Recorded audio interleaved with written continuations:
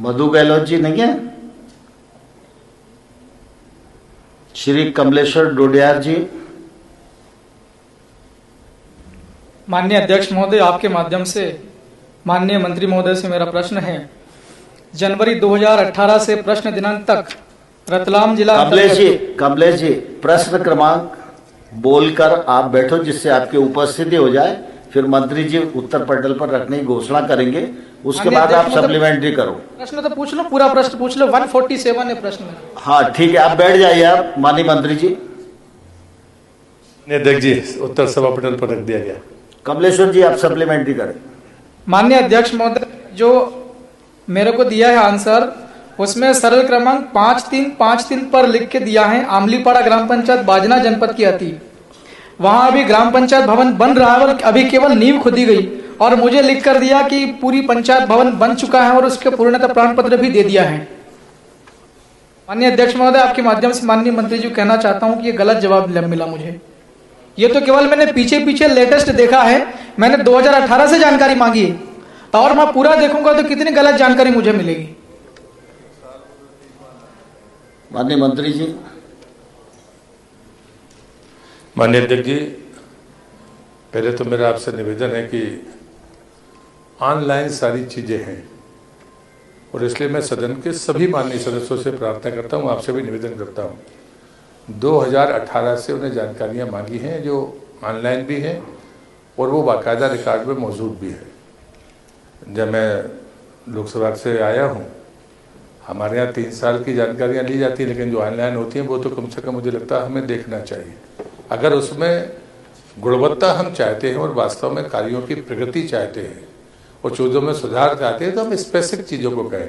जैसे उन्होंने एक पंचायत भवन का उल्लेख किया, पर वो कहे कि मंत्री गलत जवाब दे रहा है, तो आपके पास माननीय सदस्य के पास अधिकार है, वो मेरे खिलाफ विशेष अधिकार आपके सामने ला सकते हैं। पर मुझे लगता है कि संसदीय परंपराओं में इन भाषा से बचना चाहिए। अगर उनको जांच करानी है तो वो कह सकते थे कि ये इसमें मुझे संदेह है, ये तो गलत जानकारी दी गई। और इसलिए मैंने जो उसके बावजूद भी 300-350 पन्ने का इनका उत्तर है, और मुझे लगता है कि कम से कम विधायक के कार्यालय में जब वो ऑनलाइन जो चीज़ें हम देख सकते हैं वो देखें, जो फील्ड पर आपको दिखती हैं आप उनको कर सकते हैं।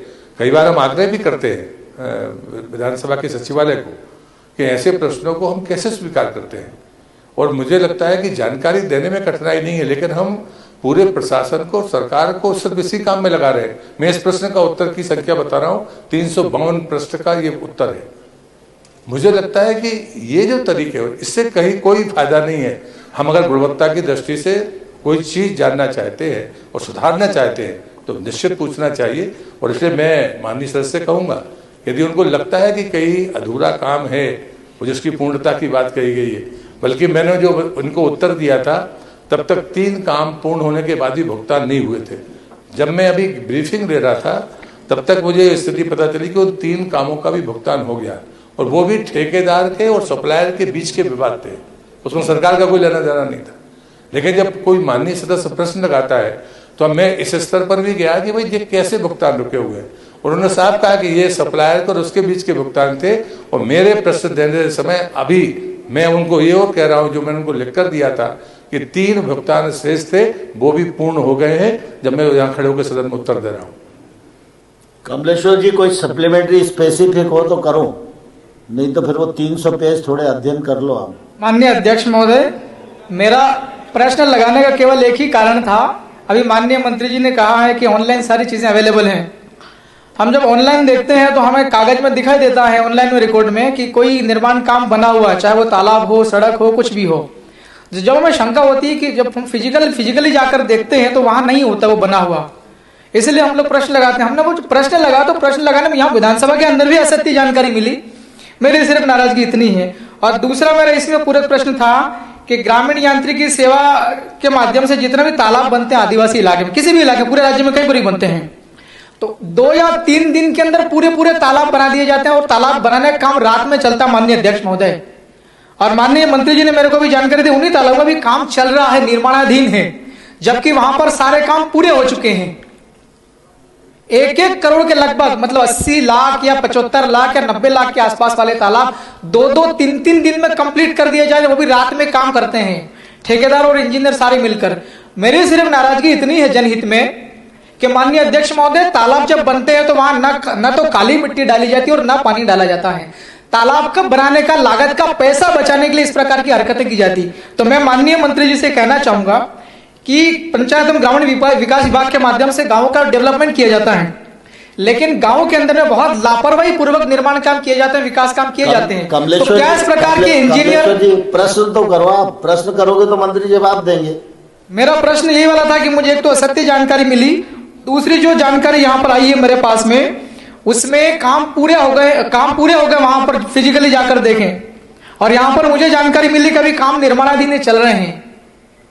एक असत्य जानकारी, दूसरा क्वालिटी नहीं है, और जिन कामों का काम हुए ही नहीं है, मतलब सिर्फ कागज पर निर्माण काम हो चुके हैं और वाकई में जमीन पर जाकर देखें तो निर्माण काम नहीं हुए हैं। माननीय मंत्री जी से मेरा इतना आग्रह है आपके माध्यम से अध्यक्ष महोदय कि ठेकेदार और इंजीनियर जो इस प्रकार की हरकत करते हैं लागत बचाने के लिए और पैसा बचाने के लिए, सुदूर आदिवासी इलाका होता है, लोग अनपढ़ होते, वहां पर काम नहीं करते और पैसा निकाल लेते, उनके खिलाफ कड़ी कार्रवाई करें, इतना निवेदन है। अध्यक्ष जी मेरा निवेदन है, अगर स्पेसिफिक वो देंगे मैं जांच कराने के लिए तैयार हूँ, और वो जांच से कोई सरकार गुणवत्ता चाहती है, अगर वो स्पेसिफिक मुझे देंगे कि हाँ इन की जांच करानी है, मैं आपको माध्यम से कहना चाहता हूँ कि मैं जांच कराऊंगा। ठीक है। डॉक्टर विक्रांत भूरिया जी, विक्रांत जी हैं, डॉक्टर तेज बहादुर, विक्रांत जी वो मंच गिर गया था उसमें